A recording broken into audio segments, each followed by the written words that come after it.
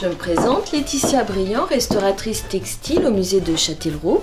Nous sommes ici dans l'une des réserves des musées de Châtellerault. Cette collection de coiffes a été portée. Les textiles, pour certains, sont encrassés. Ils ont aussi beaucoup de poussière parce qu'ils ont été stockés sur des étagères sans protection et donc ont été exposés à la lumière, au soleil, enfin différents facteurs de dégradation.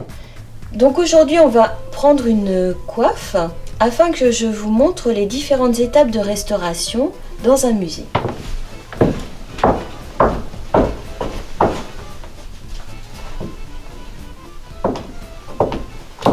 Donc j'ai choisi cette coiffe qui se nomme le bonnet rond dit de Touraine. Donc je vous invite à me suivre dans mon atelier de restauration afin de voir les différentes étapes d'intervention sur un textile. Avant toute intervention, donc on doit demander une autorisation à la commission interrégionale d'acquisition et de restauration des œuvres. Donc pour cela, pour constituer le dossier de demande, je vais établir un constat d'état de la coiffe, donc l'appellation de l'objet, coiffe nommée bonnet rond dit de Touraine, son numéro d'inventaire qui identifie précisément l'objet. Donc là, c'est le nouveau numéro d'inventaire écrit au crayon de papier et l'ancien numéro d'inventaire quand la collection Guérin est arrivée au musée, le L63. La datation, donc là c'est une coiffe fin 19e, début 20e. Les dimensions, hauteur, largeur, profondeur, son poids également. Son emplacement, si elle était stockée en réserve ou si elle était dans une salle d'exposition. Je fais une description sommaire de l'objet pour l'identifier. Donc je note ensuite précisément les matériaux. Pour ça, je les observe à la loupe, voire au microscope pour être sûr de mon identification. Donc ici, j'ai un tissu qui a une armure taffetas, rayé noir et blanc. Pour celui-ci, j'ai une armure satin. Donc je note que c'est un ruban satin, un ruban taffetas. J'observe si l'objet est infesté par les insectes. S'il a été mangé, c'est-à-dire qu'il aurait des trous, s'il a besoin d'être consolidé donc ou pas. Je note la présence de poussière et d'un jaunissement qui est dû au vieillissement du textile, ça par rapport aux différents facteurs de dégradation tels que la lumière, l'humidité. Donc le textile a jauni, mais pour prouver que ce textile est jauni sur une photo, c'est pas évident. Donc nous mettons une carte code couleur à côté afin de montrer le blanc en allant jusqu'au gris pour vraiment se rendre compte. On fait différentes prises de vue. Voilà. Une fois comme ça. Là, on peut se rendre compte quand même du jaunissement et du taux d'empoussièrement de l'objet. Ensuite, nous allons voir les altérations mécaniques. Alors chimiques, il y a aussi le problème de l'acidité due au papier craft qui est fixé à l'intérieur de l'objet, la migration de cette acidité sur les textiles supérieurs. Les altérations mécaniques, ici nous avons une très forte déformation du volant. Donc le volant, c'est la partie qui se situe ici du volant. Vous voyez que ça fait des vagues partout, alors que normalement ce volant devrait être plat. De plus, nous avons un fil de couture qui maintient le repassage du haut vers le bas. On voit qu'il est très tendu, ce qui crée une tension importante et qui crée également la déformation du volant. Il y en a un second ici. Nous avons une très forte oxydation sur les épingles qui fixent les différentes parties de la coiffe. Ça, c'est dû au climat dans lequel elle a été stockée, mais également aux composants des amidons. On voit que l'oxydation commence à perforer le textile, donc là, il faut vraiment intervenir. On observe la partie dessous. Donc on voit qu'il y a une migration de l'oxydation également sur la bonnette. Pour le nœud dans la nuque, on note qu'il y a une pliure qui est vraiment marquée et le risque ici, c'est que le tissu se craque. Ici, on voit que la fibre textile commence à se casser. Il y a un tout petit trou qui apparaît.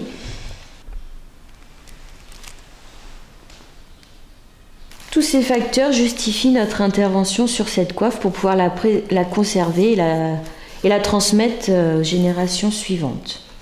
Pour pouvoir la conserver dans de bonnes conditions, je lui ferai un support sur mesure afin que toutes les parties reposent bien et qu'elles ne se déforment pas pour éviter toutes les déformations et éviter de manipuler la coiffe par la coiffe. Après, on manipulera seulement le support. Et on lui fera également une boîte dans un matériau neutre pour qu'elle ait toutes les conservations optimales. Je vais procéder au dépoussiérage de la coiffe.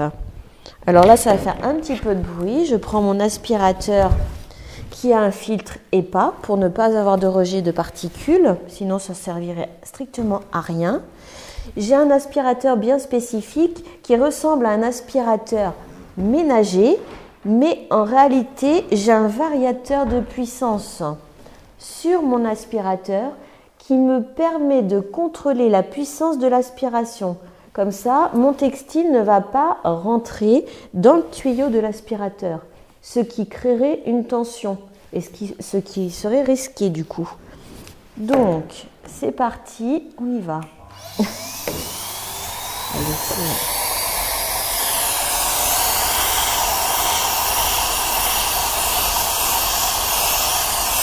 J'aspire tout doucement.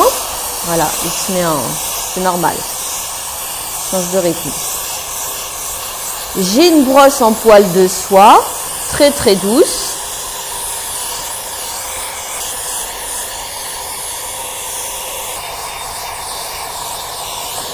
Donc là, je ne m'attarde pas dans les plis parce que je le ferai.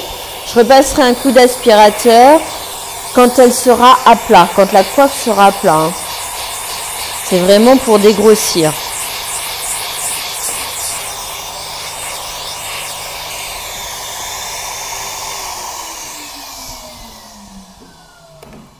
Maintenant, je vais commencer au démontage de différents éléments de la coiffe pour les séparer et je repasserai un petit coup d'aspiration sur chaque élément. Donc, je vais retirer toutes les épingles. Je prends bien soin de rouler mes épingles entre mes deux doigts parce que comme elles sont oxydées, elles sont bien attachées au textile. Si je tire verticalement, forcément je vais créer une tension sur le textile et je risque de tout déchirer. Bon, alors cette épingle est vraiment trop oxydée, même en tournant entre mes doigts, je n'arrive pas à la dissocier de la coiffe. Donc pour ne pas prendre de risque de déchirer le textile, je vais gratter tout doucement l'épingle avec le scalpel pour éliminer au maximum la corrosion qui est dessus. Et essayer de dissocier le textile du métal.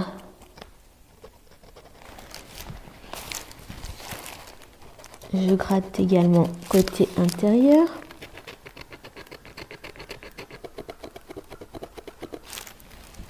Au niveau des jonctions, je recommence. Ah, ça y est. Voilà. L'épingle s'en va beaucoup plus facilement. Je n'ai pas besoin de tirer très fort dessus. Voilà. Donc maintenant, on a notre partie supérieure de la coiffe, la partie que l'on appelle bonnette et la partie en papier craft que Mademoiselle Guérin a créée pour maintenir le bonnet. Donc maintenant, je vais aspirer chacune des parties.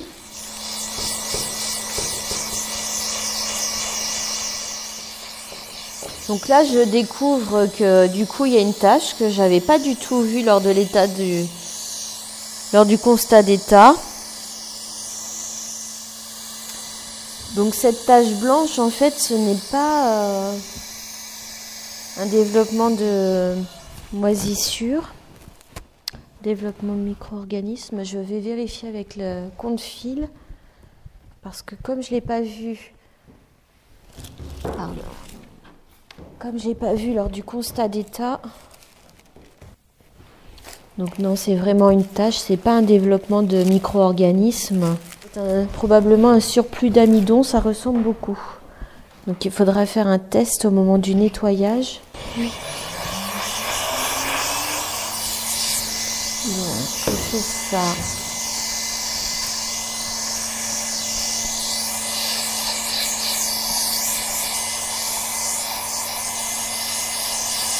Donc le dépoussiérage peut être parfois très long, hein. Là je fais un dépoussiérage rapide.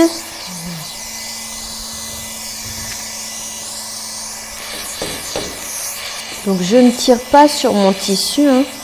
Je dissocie légèrement. Le nœud, je n'ai pas besoin de le défaire pour le moment. Il ne présente pas de taches, il n'a pas besoin d'être consolidé. Le nœud ne va pas être mis dans un bain.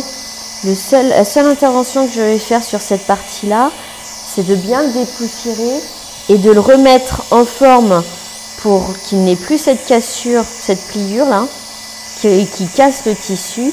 Mais là, on va faire une poche d'humidité jusqu'à ce que l'on puisse remettre le nœud dans sa forme initiale.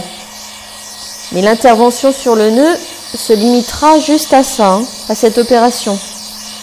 Dépoussiérage et remise en forme tout doucement. On va laisser comme ça pour le moment.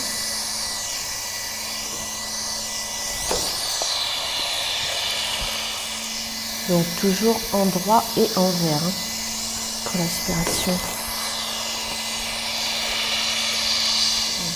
J'ai aspiré sur cette partie du papier de soie, mais bon, on voit qu'il n'y a pas de résidus quasiment.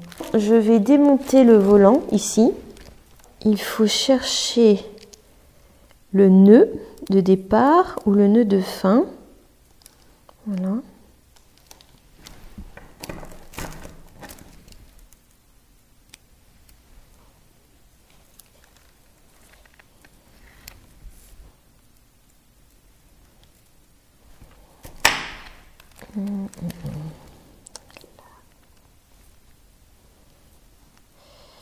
Donc ici, là, c'est le fil de couture du volant sur la passe.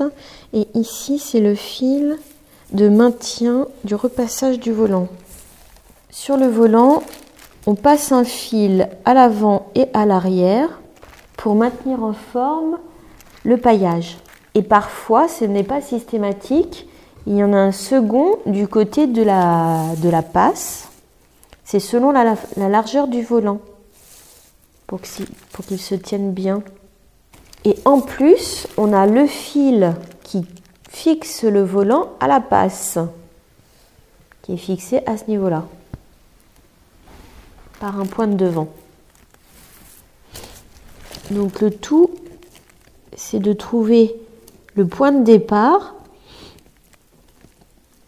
parce qu'après, le fil glisse tout seul dans le tulle. Voilà. Il n'y a pas besoin de créer une forte tension, le fil s'enlève tout seul. Le nœud de départ est ici.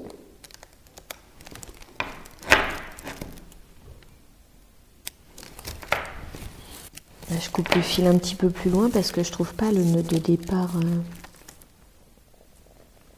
Elle a fait plusieurs points. Donc voilà, déjà dans le volant, il n'y a plus la tension qu'il y avait tout à l'heure. Donc maintenant, je vais couper le fil qui fixe le volant à la passe.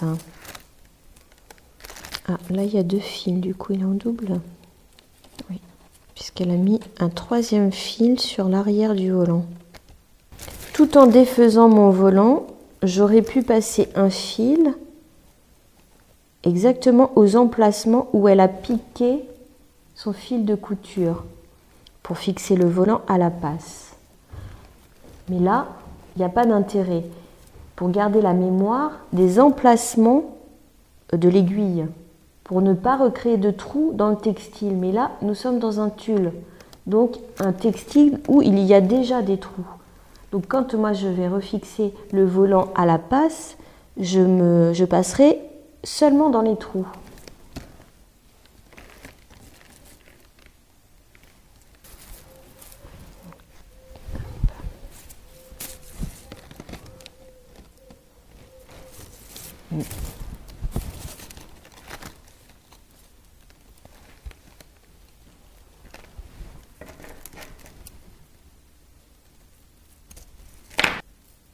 De ce côté-là, elle n'a pas fait de nœud simplement pour arrêter le fil, elle a fait un vrai point d'arrêt.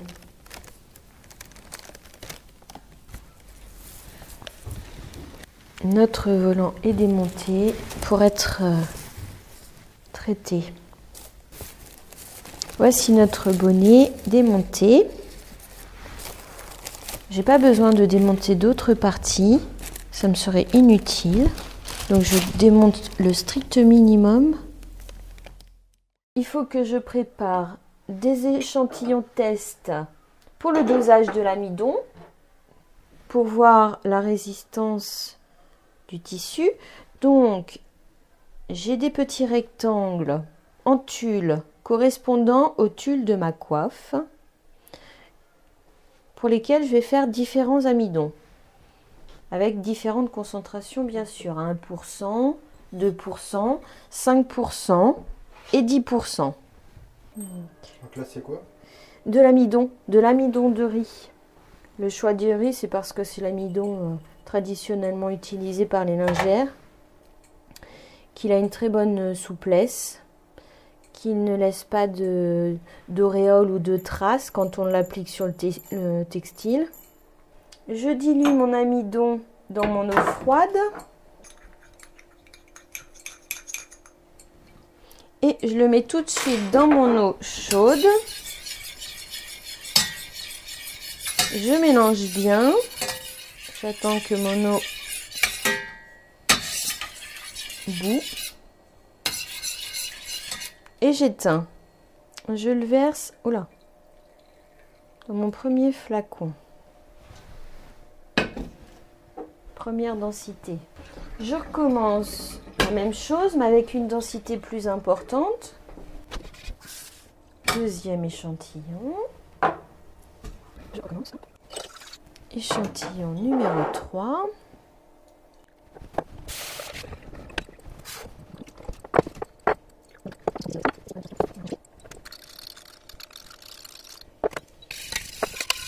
Là bien sûr, comme la densité est nettement plus importante, ça accroche plus au fond de la casserole, c'est normal. Hein. Voilà pour nos 4 échantillons d'amidon. On va attendre qu'ils refroidissent un peu et on viendra amidonner nos petits rectangles de tulle. Alors je vais préparer 2 solutions maintenant avec du détergent pour voir l'effet comment se comporte le textile, s'il réagit bien ou pas. Donc je vais préparer une première solution avec de l'eau traitée, type eau déminéralisée, et surtout pas de l'eau du robinet. C'est un robinet, mais ce n'est pas la même eau. Je vais mettre mon eau à chauffer tout doucement pour qu'elle atteigne les 30 degrés. Et dans cette deuxième solution, je vais la laisser à température ambiante. J'intègre mon détergent non ionique.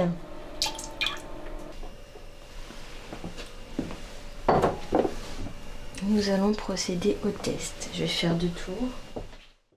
Je vais faire un test avec ma solution à température ambiante du côté de l'ourlet de mon textile. J'applique ma solution sur le tissu. Je fais un deuxième essai pour voir la solution la plus efficace au niveau du nettoyage. La deuxième solution est à 30 degrés. Voilà, je contrôle l'heure. Nous allons laisser comme ça 5 minutes, le temps que le produit agisse sur la saleté. Pendant ce temps, je vais faire mes tests d'amidon que j'ai préparés tout à l'heure. J'ai cherché les échantillons.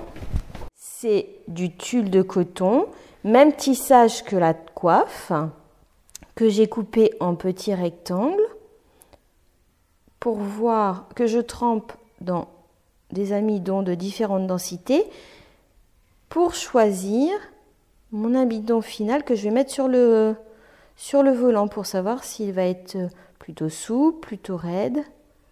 Je n'ai pas découpé le tulle de la coiffe. Maintenant, on va patienter pour qu'il sèche. Alors, les 5 minutes se sont écoulées. Sur celui-ci, on voit bien la différence. On voit l'arrondi, on voit la trace du tampon, la forme du tampon. Ça, c'était à froid, température ambiante. Et à 30 degrés, en fait, on ne voit pas de différence. Je vais le remettre droit parce que c'est comme ça qu'on arrive à mieux voir la différence, le résultat du nettoyage. Mais on peut le superposer pour voir s'il y a une grosse différence de blanc. Celui-ci est légèrement plus blanc que celui-là. Je procède au traitement de la corrosion sur le textile. J'ai mis dessous un papier buvard pour éviter que le produit migre trop largement sur le textile et aussi pour qu'il absorbe toutes les impuretés qui vont s'en dégager. J'ai disposé le produit sur ma tâche de rouille. Maintenant, je contrôle l'heure et je vais laisser agir 5 à 10 minutes. Je chauffe mon eau à 30 degrés. Je dispose un film qui est du millard dans le fond de mon bac sur lequel je vais mettre mon volant. Le film a pour but de ne pas avoir à soulever le tissu pour ne pas exercer de pression sur les fibres. Éviter qu'elles cassent, comme elles sont très fragiles. Voilà. J'intègre le détergent non ionique. Donc j'humidifie progressivement mon tissu.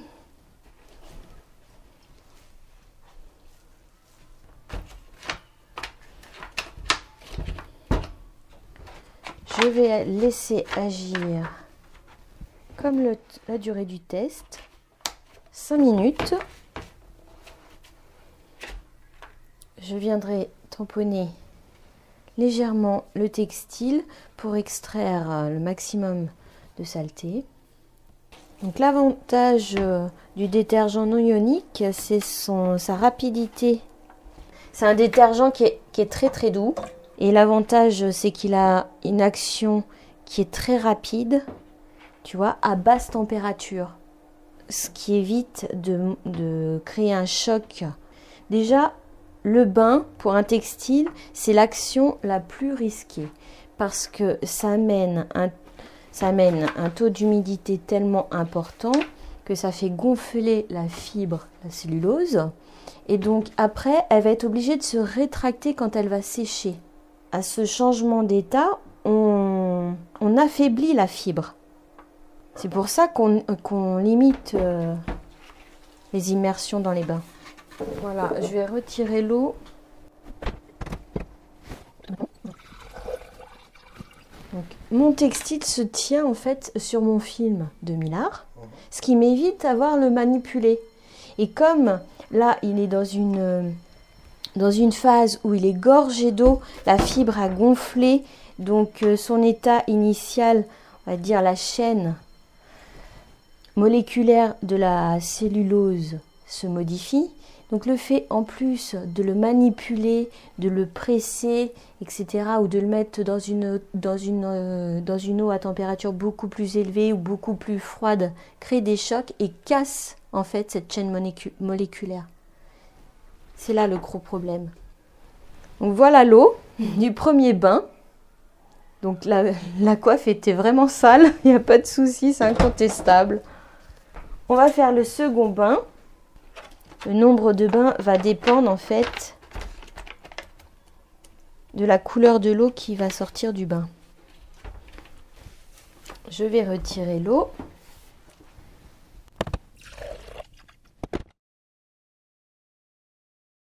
Premier bain, deuxième bain. Alors là, on voit que notre eau est claire. Nous allons procéder au rinçage.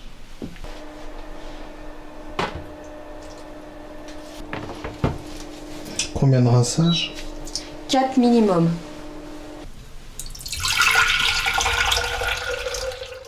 J'emmène le textile sur la plaque de verre afin qu'il sèche. Donc je fais un essorage grossier, vraiment pour absorber le surplus d'eau. J'appuie à peine. Hein.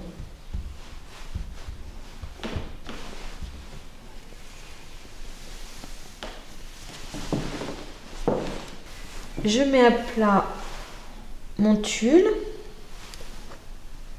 sur une plaque de verre, ce qui va éviter d'utiliser, ça va permettre de ne pas utiliser le fer à repasser. Le textile va sécher en forme. Donc je tire pas sur mon tulle, je le décale tout doucement. Alors ici je le retends avec une épingle parce qu'il y a un tout petit pli dans le tulle sur les deux épaisseurs. Pour défaire ce petit pli, c'est plus pratique d'avoir une très fine épingle. Je peux pas le faire juste avec mes doigts. Nous, on va laisser notre volant sécher tout seul, à température ambiante. Comme ça, l'humidité, toute l'eau va s'évaporer tout doucement. J'arrive à l'étape de l'amidonnage de la coiffe. Donc, suite à mes échantillons, je constate qu'en fonction de la densité de l'amidon, mon tissu est plus ou moins raide,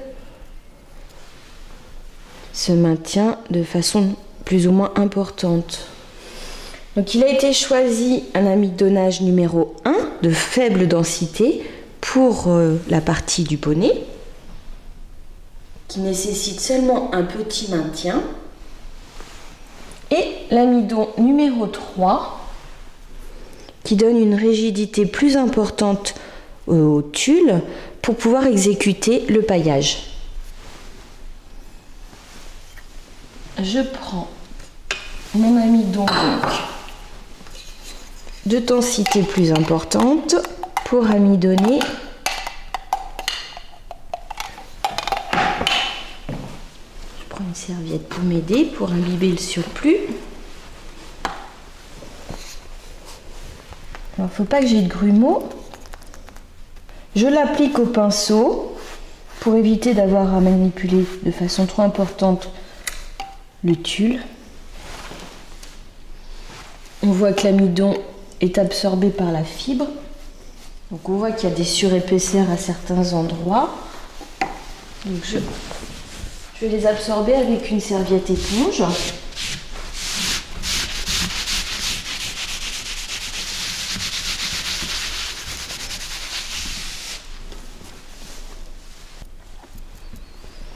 Maintenant, je vais accélérer le séchage à l'aide d'un sèche-cheveux qui donne de l'air froid. Je prends donc mon sèche-cheveux.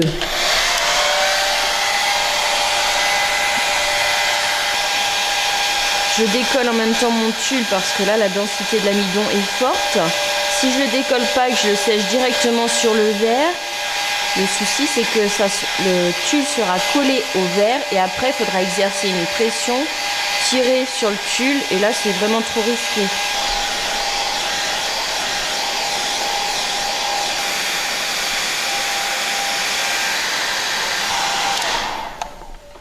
Voilà ma bande sèche. Donc, je la mets de côté et je fais exactement la même chose pour la partie bonnet. Pour le bonnet, c'est pas la même solution d'amidon. Effectivement, on a pris un amidon très très léger, d'une densité de 0,5%. C'est juste pour faire un maintien de la fibre et respecter, on va dire, les procédures de repassage des coiffes de l'époque. Parce que toutes les parties étaient amidonnées.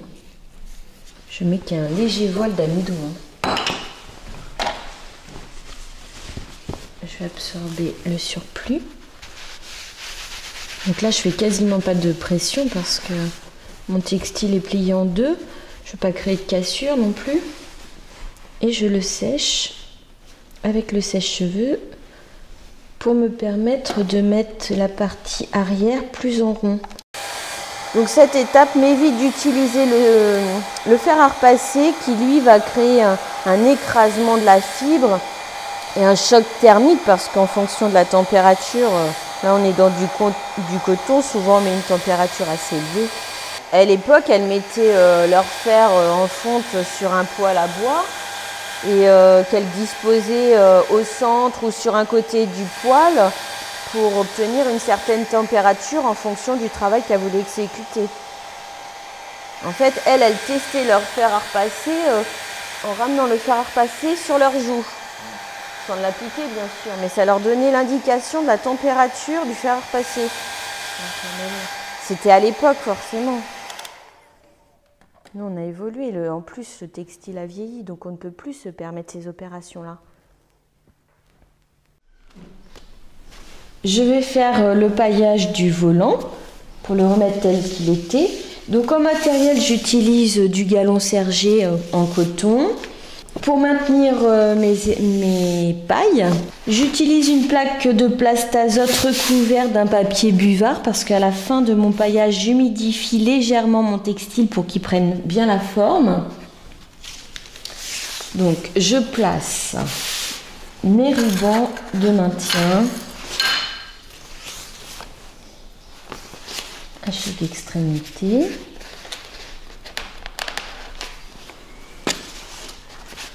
Telle qu'elle le faisait au 19e siècle. Et ça n'a pas changé. Ça porte l'appellation paillage parce qu'à l'origine, elles utilisaient des pailles de seigle, donc des pailles des champs qui étaient retravaillées pour être bien régulières. Ensuite, ça a évolué. Elles ont utilisé des tiges métalliques. Moi, j'utilise des tiges en inox alimentaire, pour pas qu'elle ne colle au textile, pour pas qu'il y ait d'adhérence. Et aussi pour pas que ça crée d'oxydation, de résidus d'oxydation. Alors je vérifie l'endroit de l'envers de mon volant, puisque je vais pailler sur l'endroit. On le voit par rapport aux ourlets qui sont faits. Là j'ai un ourlet. On voit qu'il est replié ici, donc là c'est l'envers. Je plie mon volant en deux pour repérer le milieu. Je mets une épingle. Alors ce sont des épingles qui sont inoxydables. Ce sont des épingles d'entomologiste. Je vérifie par rapport à mon relevé technique les mensurations donc, du plat. Donc au milieu, il y avait un plat de 8 cm.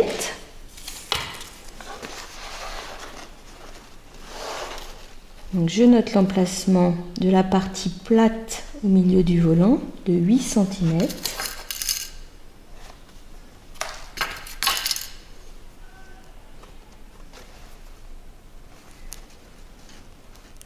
Voilà. Sur les côtés, à chaque extrémité, il y avait un plat de 1,5 cm. Voilà. Je peux commencer le paillage.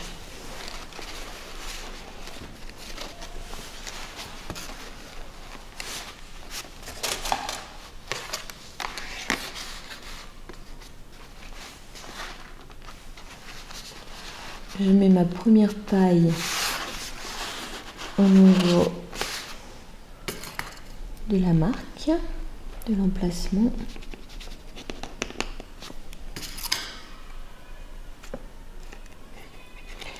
Je mets des épingles pour la bloquer.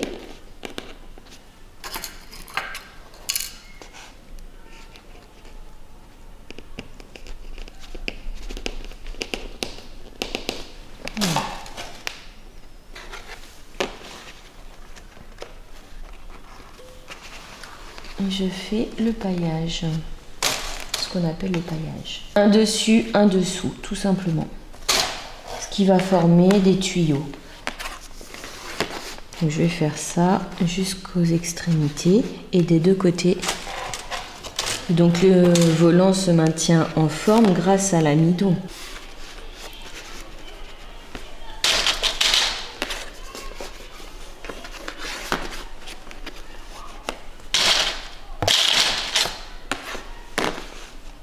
Le geste qui est le plus risqué dans cette étape, c'est d'accrocher le tulle avec l'extrémité de la paille. Donc là, les pailles ont été arrondies aux extrémités, justement, pour pas être trop crochues. Mais on n'est pas à l'abri, en passant la paille dessus-dessous, d'accrocher le tulle et de faire un trou. Donc il faut bien prendre le temps quand même de positionner sa paille.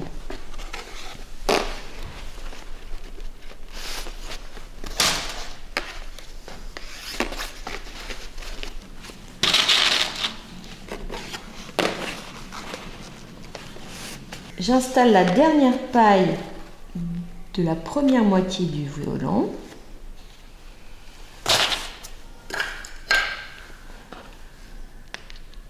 Je remets une épingle pour bloquer. Voilà. Épingle du milieu, là. Pour bien maintenir mes pailles en place. Comme le travail nécessite un nombre de pailles important, je vais pailler moitié par moitié mon volant. Donc là, je vais humidifier mon tulle pour qu'il prenne bien la forme. Donc j'humidifie avec un spray qui donne des micro-particules d'eau. Donc j'humidifie très très bien. Voilà. Oups. On voit, le tulle a changé de couleur. Je vais accélérer le séchage avec le sèche-cheveux. Toujours R3. Je vais le laisser comme ça pour permettre à toute l'eau de s'évaporer. On va le laisser en place un petit moment. On y reviendra plus tard. Je retire mes pailles inox. Donc qui s'enlève très facilement puisqu'il n'y a pas d'adhérence avec l'amidon et la paille inox. Donc mon volant a bien pris la forme des tuyaux.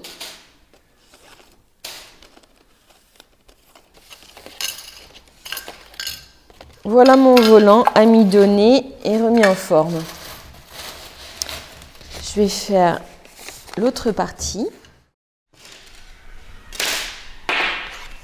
Donc je fais attention d'être au plus droit de ce côté-là, parce que là c'est la partie avant de la coiffe, donc la plus visible.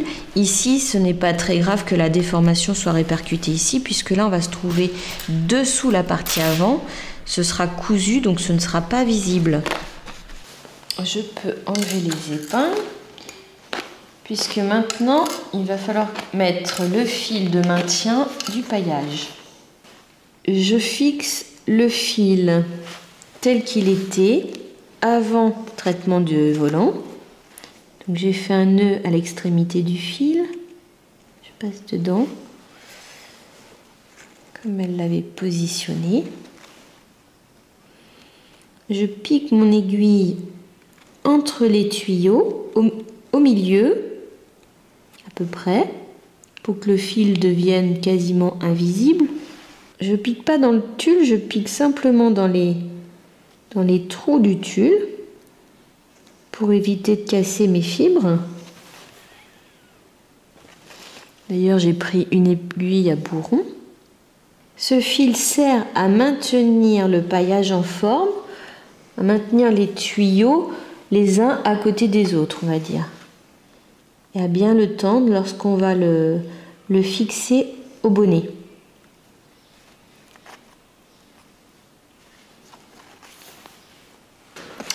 Maintenant, il faut que je le passe une seconde fois au niveau de la couture.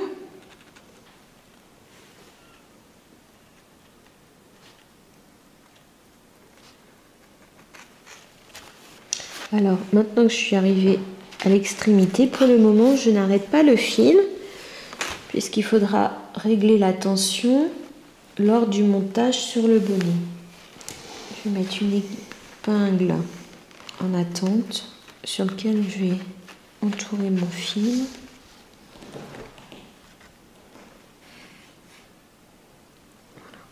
Il est maintenu, comme ça il n'y a pas de risque. Je fais exactement la même chose de l'autre côté.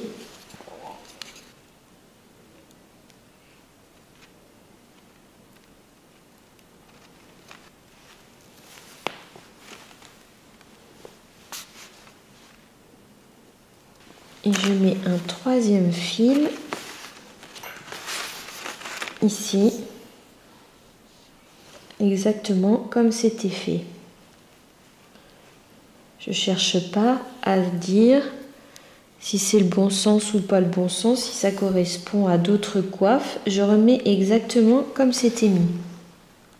Peut-être que ça a une signification ou que c'est caractéristique au travail d'une lingère de cette commune.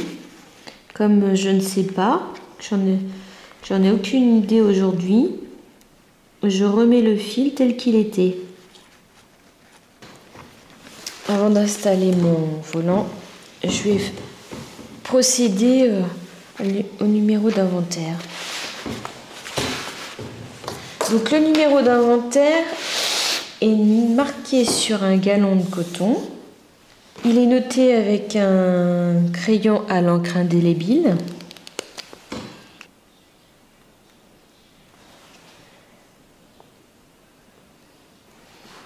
Un petit 1.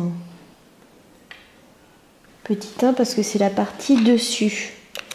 Et on a petit 2 pour la partie bonnette qui est en satin.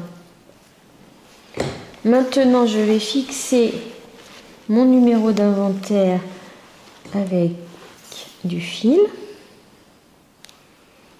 en faisant juste un petit point à chaque extrémité de mon galon. Alors je plie l'extrémité de mon galon tout simplement pour pas que le tissage se défasse et je le fixe systématiquement dans la nuque du côté droit, du côté gauche pardon. Ça c'est une question d'habitude pour retrouver facilement le numéro d'inventaire sans avoir à manipuler beaucoup l'objet. On sait qu'ils sont dans la nuque du côté gauche. Voilà pour le numéro d'inventaire de la partie supérieure du bonnet. Et je vais marquer le numéro d'inventaire pour la bonnette.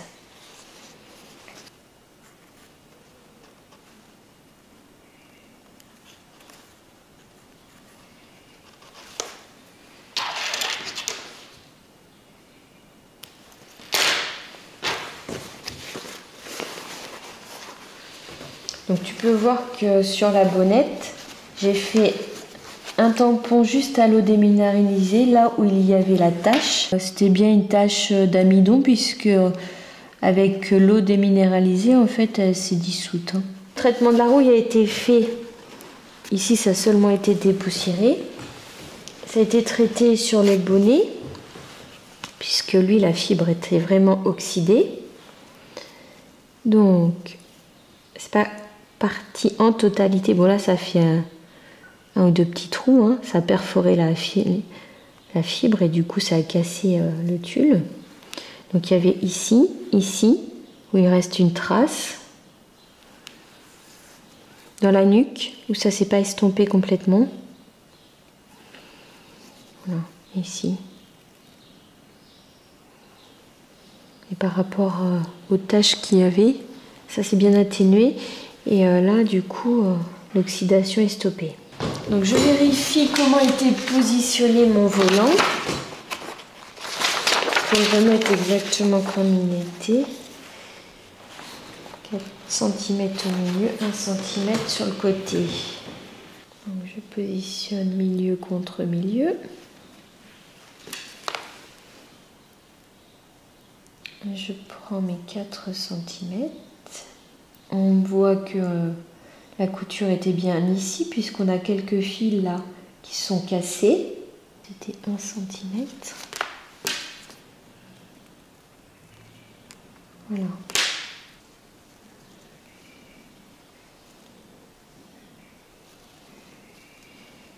Là, je détends le paillage pour qu'il suive bien la bordure du devant de la coiffe. Parce qu'on voit bien que là, j'ai légèrement plus de tissu de la partie avant du bonnet et du paillage. Mon paillage ne suivait pas. Donc, je regarde si mon tuyau est régulier de face. S'il est plus tendu à certains endroits ou pas. Donc là, il paraît régulier. Le volant, il peut être positionné de face droite, on va dire, ou alors, comme là, plus en arrondi, en fait. Le ruban rentre beaucoup à l'intérieur du bonnet. Mais ça, c'est une question de localité, d'époque, et aussi certainement du gabarit de la tête de la personne qui le portait. Là, je couds le volant au devant du bonnet. Le tout, c'est de faire attention de ne pas emmêler tous les fils, puisque les fils du volant ne sont pas arrêtés pour le moment.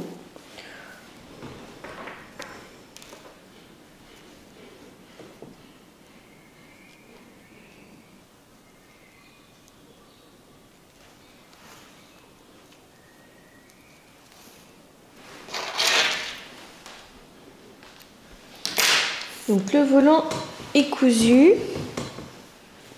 Alors je peux arrêter le fil qui était mis à l'intérieur, le troisième fil du volant qui se trouve à l'intérieur du bonnet. Par contre le fil du devant, je l'arrêterai que quand je disposerai le bonnet sur son support avec la bonnette. Tout simplement pour qu'il tombe bien à plat sur le support et la bonnette. Je suis à l'étape de la réalisation du support. Donc je fais le support gabarit du bonnet afin que toute la partie avant repose sur le dessus du bonnet pour éviter tout écrasement. Et le support facilite la manipulation de l'objet, c'est-à-dire que quand on a besoin de le mettre en présentation dans une vitrine, on prend le pied du support et on ne prend plus la coiffe. Le support remplace le papier craft, effectivement. Le papier craft, c'est Mademoiselle Guérin qui l'avait fait pour éviter que le bonnet se déforme. Donc nous, on a créé un support qui permet que toutes les parties du bonnet appuient, reposent sur quelque chose, qui évite toutes les déformations. S'il y a un changement brutal de climat, ce qui peut arriver aussi. Et puis évite les manipulations de la coiffe. Donc j'ai un gabarit, je le découpe dans une toile qui est 100% coton, qui n'a pas tous les apprêts d'une toile blanche et qui en plus est décatie, c'est-à-dire que je lui fais un traitement pour enlever tous les produits d'après avant de la travailler. Donc voilà, je vais vous montrer mon support découpé, donc mes deux parties, la partie avant, la partie arrière et la partie centrale. Donc chaque partie est assemblée, cousue entre elles, ce qui nous donne cette enveloppe finie. Voilà. Maintenant, je vais la garnir de matériaux qui sont neutres, donc de la ouate de cellulose. Je mets de la ouate en plaque devant et derrière afin de consolider ma toile. Ça lui fait un réel maintien. Je mets une bande centrale.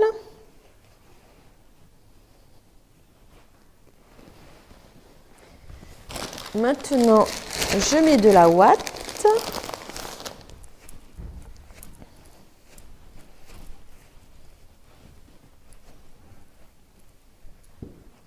À l'intérieur, tout simplement.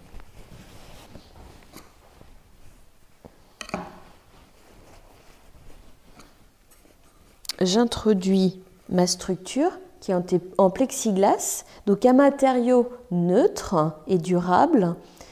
L'avantage par rapport au bois, c'est qu'il ne dégage pas de tanin, il n'attire pas les insectes, ce qui est très important pour le textile amidonné.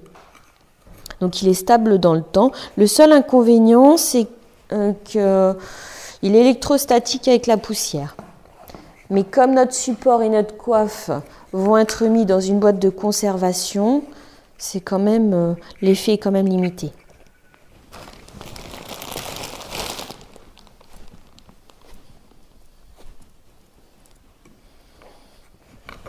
Donc selon la densité que je veux obtenir, je mets plus ou moins de watts, tout simplement.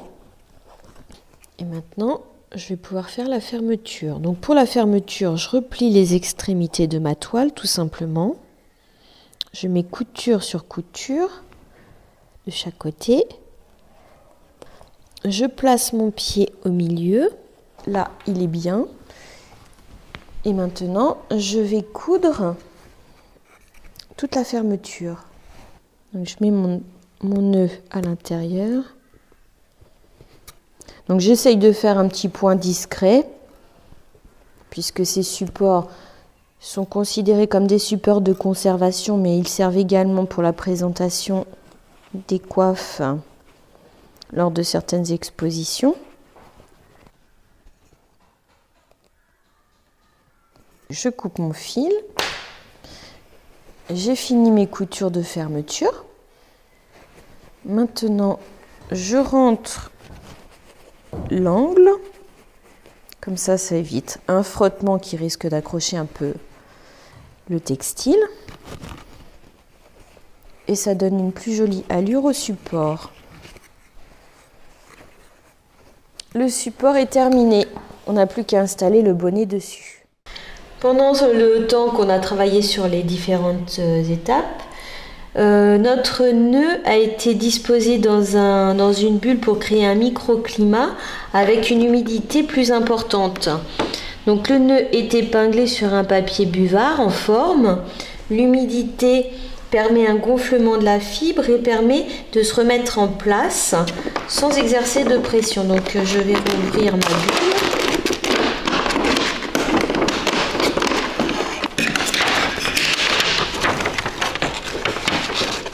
Reprendre mon nœud, voilà. Je retire les épingles. Le textile de mon nœud s'est bien remis en forme, à plat. Je vais monter mon bonnet sur son support. Je vais mettre un petit peu de ouate dans du papier de soie pour imiter le chignon des cheveux.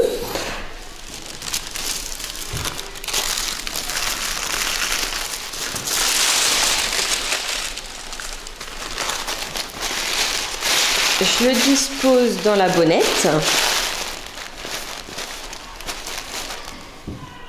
qui elle-même va être disposée sous le bonnet.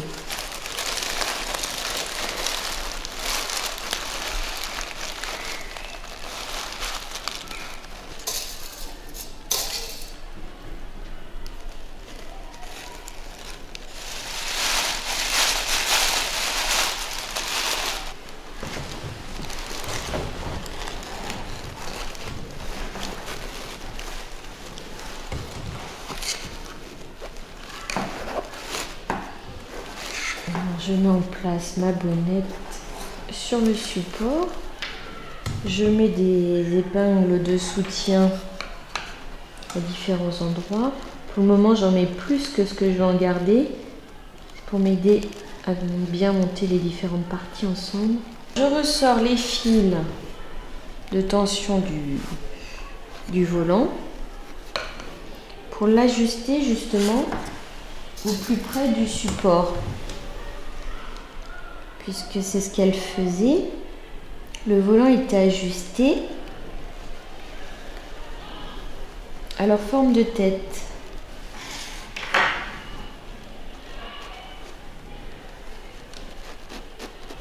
Donc maintenant je peux arrêter le film, maintenant que je l'ai bien positionné.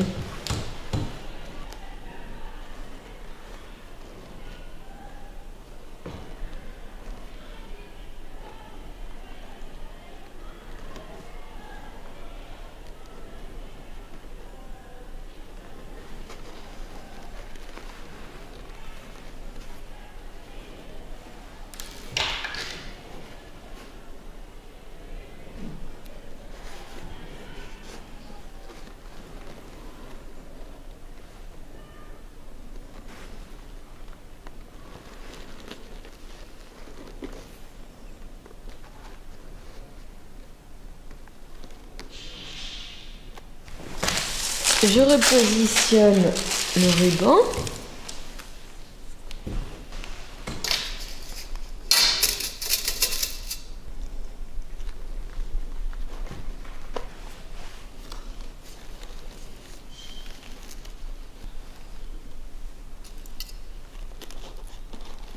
Et je positionne le nœud qui était dans la nuque. Donc là, je mets des épingles d'entomologiste parce qu'elles ne s'oxydent pas.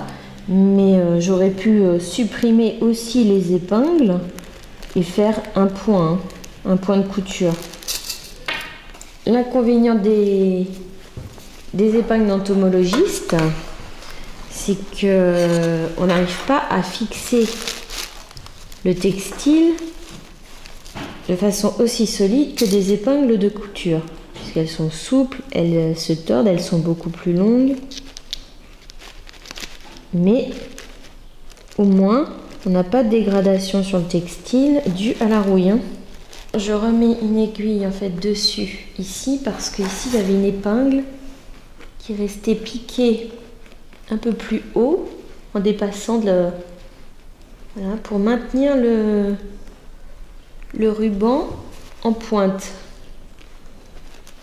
Est-ce que c'était une volonté de la lingère? Est-ce que c'était une mode sur la commune? Est-ce que c'était une question d'époque? Je ne sais pas du tout. Voici notre bonnet restauré avec un support de conservation. Maintenant, on va pouvoir l'installer dans sa boîte de conservation.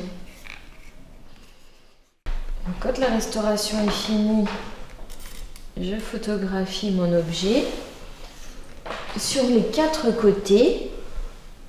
Donc face, côté droit, une vue de dos, une vue du côté droit.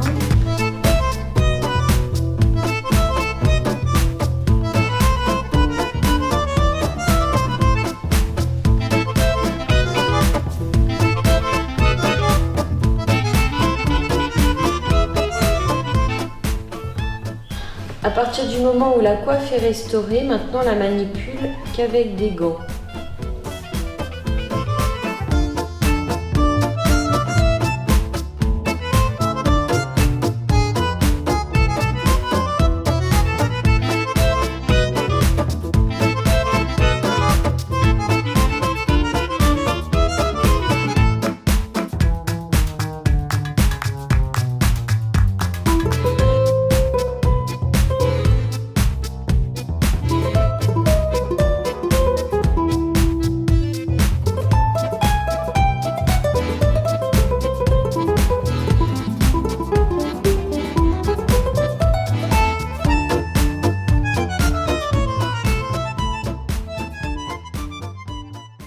Je fais la boîte de conservation pour mon bonnet. Donc j'ai tracé mon gabarit de boîte en minimisant les parties qui vont être cousues parce que j'ai privilégié de coudre ma boîte au lieu d'utiliser une colle qui est composée de solvants, de produits chimiques qui peuvent migrer sur ma coiffe. Donc je trace ma boîte sur un carton sans acide, un carton neutre. Voici ma boîte donc découpée.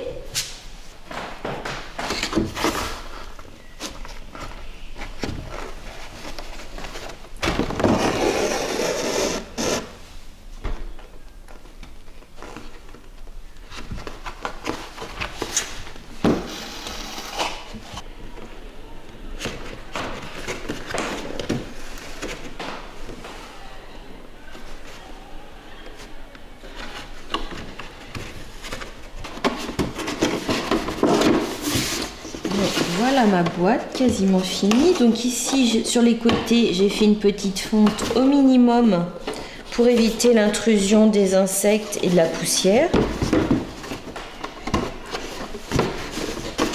Voilà. Pour que ma boîte soit le plus hermétique possible. Je fais une marque ici parce que ici, je rajoute un galon pour la fermeture.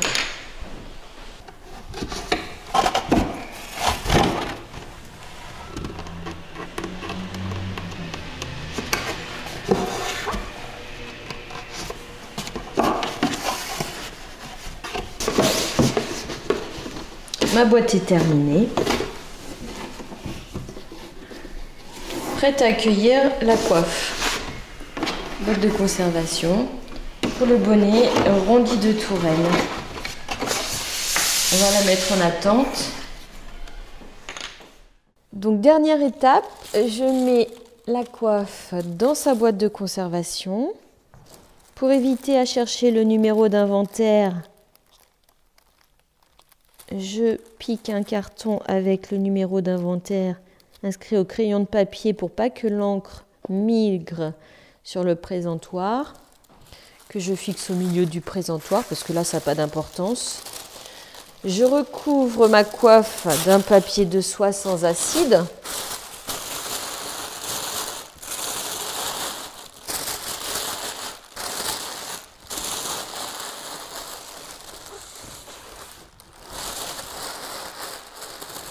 Et je la glisse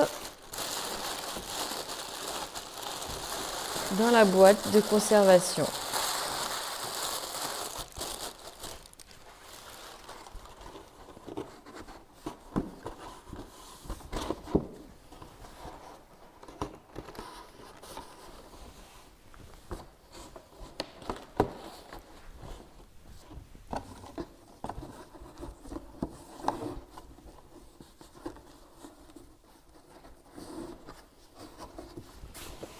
Il ne me reste plus qu'à inscrire le numéro d'inventaire de l'objet.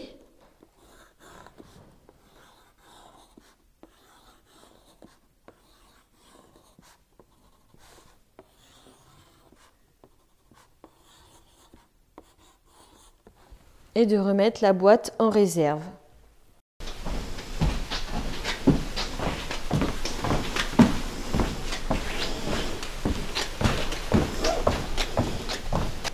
Je remets ma coiffe donc à son emplacement prévu en réserve sur l'étagère numéro 78 précisément. Donc maintenant je vais rédiger un rapport de restauration qui sera archivé donc au musée. Et si vous souhaitez consulter les informations concernant cette coiffe, vous pouvez la retrouver sur le site www.alienor.org dans les fiches d'inventaire du musée de Châtellerault.